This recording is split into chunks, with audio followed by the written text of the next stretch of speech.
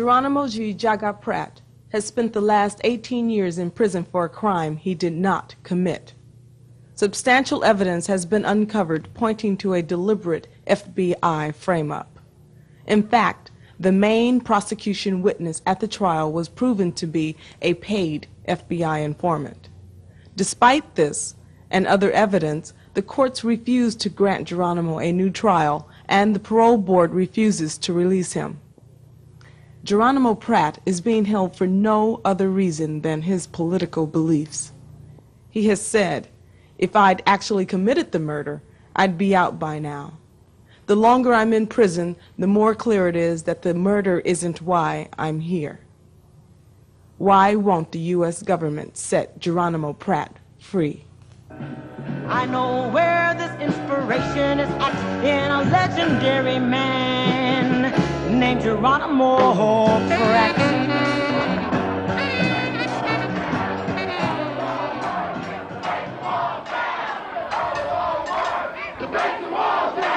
Who's the freedom fighter? Geronimo Pratt.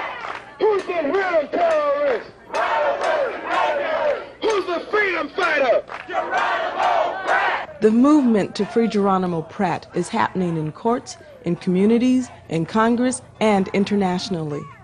Recently, Congressman Ronald Dellums introduced a congressional resolution calling for an investigation into Geronimo's case and those of other political prisoners. In 1980, Amnesty International stated, "The interest of justice can only be served by granting Mr. Pratt a new trial." In 1987, at a demonstration at the District Parole Board office in San Francisco, Geronimo's wife, Ashaki Pratt, read a statement from Geronimo. I want to thank everyone for your active support, the letters, the petitions, and your presence here today. I want you to know that whatever the parole board decides today, I intend to keep on struggling, not only for my own release, but for the release of all political prisoners and the prisoners of war of injustice, incarcerated in the dungeons of the United States. All around the world, human beings fight against injustice and for their people and their nations. In Azania, in Ireland, in El Salvador, in Chile, and all around the world, governments lock up and criminalize people who resist oppression, racism, and always affirm the right to resist, the right to struggle for freedom. This is something that they can never take away. I'm 100% innocent of the charges for which I have spent 17 years of my life in prison. When Geronimo Pratt sits in San Quentin, where he's been for 17 years, he was head of the Panther Party in Los Angeles in 1970, and all of a sudden in 70 he was charged with the murder in 1968 of a white school teacher in the Santa Monica tennis courts. He went to trial in 1972 on some evidence, and he got convicted. What has occurred since 1975 is that people working with him have discovered that there was a massive program to frame him for anything, and this murder was the way they framed him. The program was called the Counterintelligence Program. It was a program by the FBI to get rid of black extremists, and in particular the Panther Party in the late 60s and early 70s, and in particular Geronimo Pratt. And what we can say now is that we know through the FBI's own documents that they had an informant who committed perjury in the trial. He said, this man Julio Butler said, "I never worked for the FBI, and Geronimo confessed the murder to me." That man was an FBI informant. The FBI has now admitted it. We know that the FBI put informants in Geronimo's defense team. That is, people who worked for Geronimo's lawyer were FBI agents reporting to the FBI about his defense, something totally abhorrent to our system of justice, which is probably have a right to defend yourself. We know that the witness who ID'd him as the killer, the husband of the woman who died, ID'd somebody else a year before as positively the killer, but that person couldn't have done it because he was in jail at the time. We also know that the FBI withheld documents throughout the trial. The FBI was in possession of wiretaps which might serve to confirm Geronimo's alibi. Those surveillance records have mysteriously disappeared. A retired FBI agent now says that Geronimo and the Black Panther Party were prime targets of the illegal COINTEL program. We have found out that Geronimo didn't get a fair trial. I'm convinced he's innocent, but the FBI continues to fight to hide the information from us. I think for the same reasons why they initially put him in prison. They don't want strong black leaders in this country. They didn't want him in the early 70s, and they don't want him now. Just to complement that, I'd like to just read a little phrase which is actually from one of the FBI's own documents from that period of time, and it talks about the goal of the counterintelligence program that Stuart's been talking about. And the first goal, the primary goal, is to prevent the coalition of militant black nationalist groups. In unity there is strength, a truism that is no less valid for all its triteness. Their second main objective was to prevent the rise of a messiah who would unify, electrify the militant black national movement. And among other people that they cite as probably the most dangerous was Martin Luther King. This was J. Edgar Hoover and his legacy out to destroy black leadership.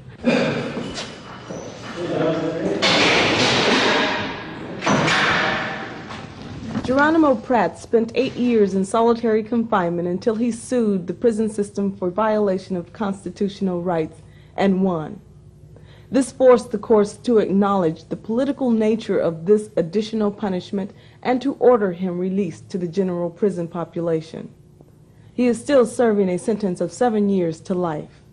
We interviewed Geronimo in July 1987 in San Quentin Prison, California. He explained the historical context of his case. They painted us in the eyes of many who still believe till this day a lot of those lies and myths. And they had to criminalize us, make us criminals to justify their assaults against us.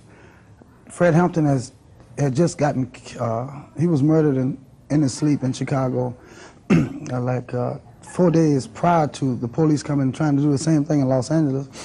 Our offices in Seattle was attacked. The one in, this is by the police working in cahoots with the certain elements of the federal government from J. Edgar Hoover's regime that he had control of.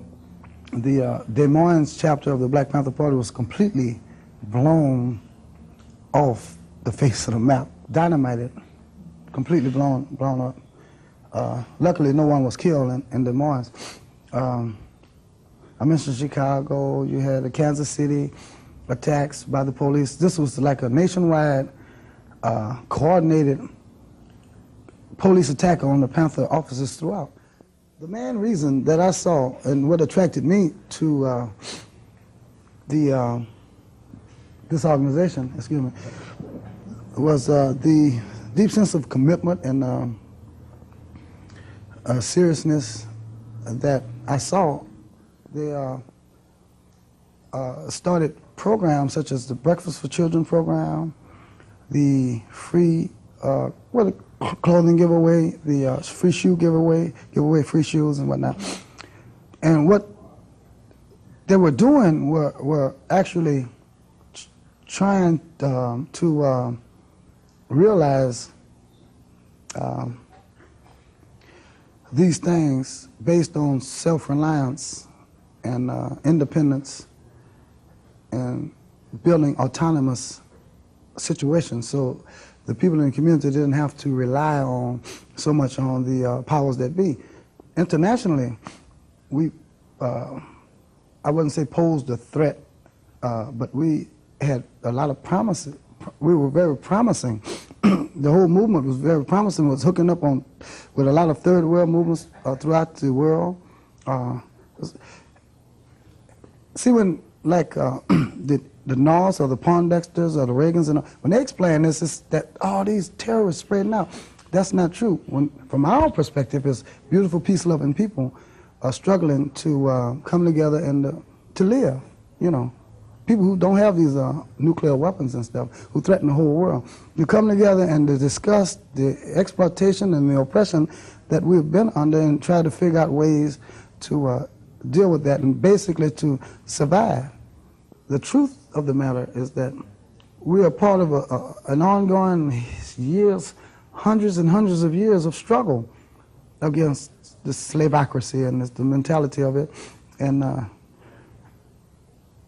I see it as us as being this a continuation of this nation of people who were kidnapped, whose ancestors were kidnapped wrongfully, brought to these shores against their will, and that we would have to come together as one.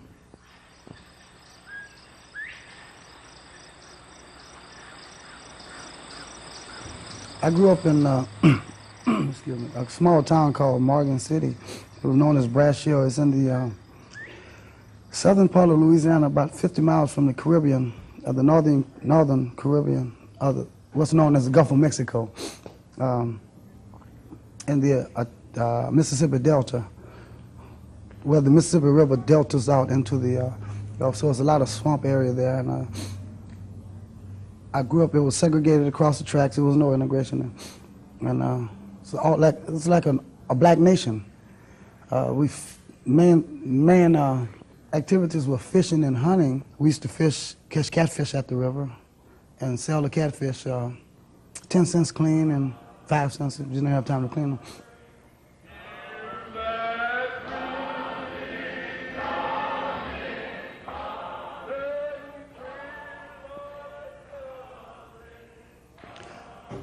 My mother and father and 3 sisters and 3 brothers. I was the youngest, and we were brought up in the church. I was an altar boy until I was, 15. We had to go serve on the altar every morning and say the Mass in Latin and all that. And then that's how we started out today, because our mother would make us come with her. And my father was a junk man, was known as, well, you think of Red Fox, he wasn't funny like that, but he refused to work for any boss, and I think that came to me and my genes, all of us. Then that's how he raised his whole family until he fell with a stroke when I was about 15. So far as the community, typical black Southern community, a lot of Creoles in Southern Louisiana, a lot of Creole. There's a lot of good feelings, crawfish bars and shrimp bars. So it was a very rich experience for me, you know. When we went hunting and fishing, if Miss Hazel across the street or Miss Virginia needed some fish or she needed some rice or this is largely a sugar cane area where I'm from. Sugar cane and whatnot, they got that. It was shared. If a hog was killed, everybody got a part of that hog. And so I saw a lot of socialism before I knew what socialism was. A lot of that, you know, closeness, that affinity from a community. But I don't recall police coming up, right? I remember the first time I ever saw the inside of a jail, I was about 11 or 12. My brother and I was walking down from playing ball with a friend of ours down by the levee.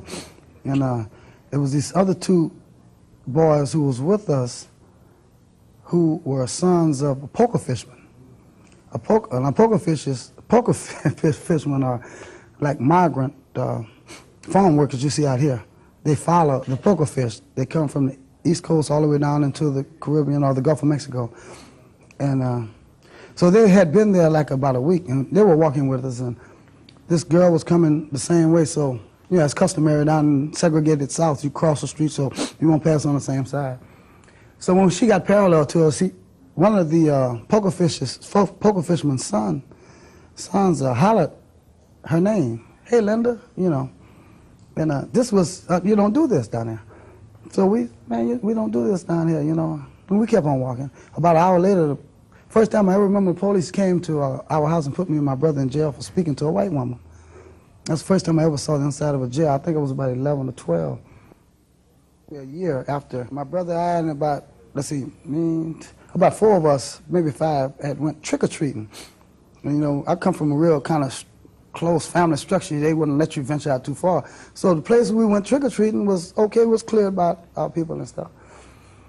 When we got near the tracks coming back, 2 trucks stopped, and it was a Klan. They jumped out, and everybody started running. And so we got to running, and they got my brother. And I didn't realize it because I thought he was in the front of me. And they was beating him pretty bad. I started coming back when I realized they had gotten my brother. Before I could get back, my older brother, one of my older brothers was there, my sister, my daddy, my mama, all of the people out the alley from, I mean, it looked like about 10, 15 seconds, it was, you know, stop what they were doing. It was about 7 at night, right? And they backed up right quick, and I grabbed my brother, and it was a very emotional thing. Then we found out later that it was someone had taken their children's trick-or-treat candy way on the other side of the swamps. So they just came to get, you know, like they say, any nigga will do. But the dignity, the feeling you would feel when things like that happen is very similar to what happened after the shootout in Los Angeles years later. How the community was responding, the feeling you would get after you done backed these dogs down. You see, they shouldn't have been there, and the people stood up and they defeated them. We get, you know, so that sense of nationalism, that sense of protection, that people banded together against these evil forces, won out. Geronimo graduated from high school in 1965 and enlisted in the Army. He served 3 years in Vietnam, receiving many commendations. While in Vietnam, he was sprayed with the chemical defoliant Agent Orange. He continues to experience chronic sinus inflammation from this exposure. The prison refuses to treat this condition. It's 1968. I'm getting out of the service. I was riding down the streets. The police, black and white squad cars, it was about 5 or 6 of them, lights flashing. And as I came closer, I noticed this helicopter, like it come out of nowhere, it seemed like, and it had this big bull light. We just call them bull lights. And that very familiar helicopter, it just left jumping out of them in Vietnam, you know. And it's right there, and I'm driving down the streets. And as I got closer, I was able to see they had these black people lying down on their face. I mean, you know, on their stomach. And it was hard. It was hard pill to swallow. And then I began to draw what I was about to say, the most important thing, the parallels. I go through Watts. I go through Chicago. I go through Harlem. And I see that the people in what's called the ghetto, the black communities or the colonies or whatever you want to call it, were treated almost exactly the way we just got through treating Viet Cong or Vietnamese people in Vietnam. So I began to draw parallels that the police departments in these various situations in these cities were actually the same thing we were in Vietnam, occupying forces. They didn't live in the communities. They came from another area. They didn't know the inhabitants of that community. So, and they were exploiting, they were imprisoning, killing, a lot of killing, just blacks at random, and it's still happening today. So it had a very strong effect that I had to stand up. I felt as though it was incumbent upon me to stand up and strike out against these things, to stand and to resist these things. And that was one of the main motivations that propelled me into the movement back then, coming from Vietnam. Raised in a good home, best education, loved by young and old, each and every generation. Fought in Vietnam, trained with Green Beret till the secret war turned the other way. Came home to find he fought in the wrong military. What can you do to help you? Okay, you have these skills, you have these skills. When you draw back upon your skills, well, I could help feed children. I got a car, I could help with transportation as I'm studying, right? And then the people who were killed, like trying to prevent these police from doing this in the community, these pigs, that's why they were called pigs, from coming exploiting the community, were just outnumbered. They were outmatched, they were outclassed. Most of them didn't even know how to load a weapon and stuff. So I saw where I had this knowledge, you know, even before the Army, you know, we knew about weaponry and stuff. So I was able to help educate them to that, which alarmed, oh, well, you taught weapons, you goddamn right, and I'll teach it again. I'll teach them, you know, sure, these people are killing our people. And there's nothing wrong with that. If you find something wrong, that's your problem, you know. We could deal with that, but these people are not going to go out here on these streets trying to protect their families and be killed because they don't know the right side of a weapon. They're going to know at least this much how to defend themselves and help them with that. So I felt good about doing that. We constitute the third, this is controversial, largest grouping of African people on the face of the planet right here in this country. Next to Nigeria is the first. I think Nigeria have something like 90 million. In this country, you have something, they've been saying 22 million, so something upwards to 50 million. You say 40 to be conservative. You talk to a person of African descent here, and it only occurs in this country, they'll give you bloodlines back to their former slave masters, and are proud of it. My name Washington, my name Johnson. And they do not realize the importance of having your historical identity intact. You have these attitudes of the people that, if it's called a plebiscite, was taken as a national vote. If that was taken, I'm willing to, after all I've studied and even being away for so long, still willing to bet that the vote would come out nationhood, that we do not need your president, we do not need your Supreme Court, we do not need your Congress. We have the resources to fend for that ourselves. We have people, if we want to have presidents, or commissar, or whatever you want it to be. We have enough, to have doctors, we have enough to have our own Supreme Courts, to have our own nation. Then we can fend for ourselves and be recognized as a nation. One of the largest nations in the world. I think it's only about 9 or 10 nations that would have more of a population than we would have. It would only be maybe about 6 nations that would have a larger economy than we would have. Already it's what, $400 billion to the black community? We already have everything to say that we are a nation. Okay, I'm a prisoner of war because of a secret war that was waged against the Black Liberation Movement in the 60s. I am a prisoner of war because, number one, I did not do what they accused me of doing. And it's, we have facts to support that and prove that now.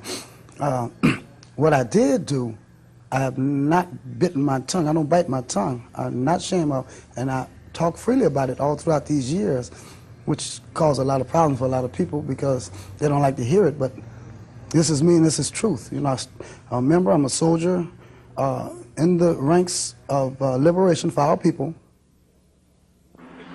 I just happened to finish just recently a movie about another political prisoner, Nelson Mandela, and I apologized when I met Ashaki Pratt. I apologized for not talking about Geronimo Pratt in my interviews when I talk about Nelson, because it still is the same thing. The same thing that both political prisoners. Well, here we have a case where the community all around this country is coming out and saying, we want this man free, we want him out of prison. And I just would like to end by quoting a piece in the Oakland Tribune this morning about Geronimo, an editorial asking for his release. And it ends like this. Sounds like a model citizen to me. He'd be a credit to his community if the state would only let him have one. Well, the state is stopping him. It's the state in here, it's the parole board, it's the FBI, it's the people who have made a career on Geronimo's imprisonment. Then when you begin to view your community as a family, then your nation as a family, then you reach those levels of concern which everybody would like to see. But it first starts with your being concerned about your mother and your father, your auntie and your uncle, your grandmother and your grandfather, your son and your daughter, your sister and your brother. Then on from there, their sisters and their brother, the extended family, the humanitarian concern. All this is based on one thing. It's based on love. Thousands of people nationally and internationally realize that Geronimo Pratt should be free. The television program 60 Minutes revealed that 4 of the 5 jurors interviewed by CBS would have found Geronimo not guilty if they had known then the facts uncovered since the trial. Walk on, free soul. Walk on, free soul.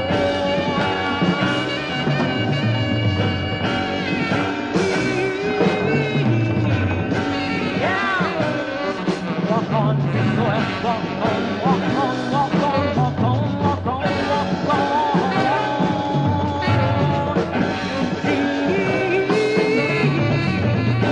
Yeah, walk on, restore, walk on, walk on, walk on, walk on, walk on, walk on, walk on, walk on. Geronimo Pratt, Geronimo Pratt, Geronimo Pratt, Geronimo Pratt. You tell me what I shouldn't do, just say what I wouldn't do. Tell me I never know what I never do. I tell you I know I would never accept paper freedom, no paper prison for me. I don't feel guilty at all when I'm playing with the ball. They just want to see me big, shuffle and trip on a free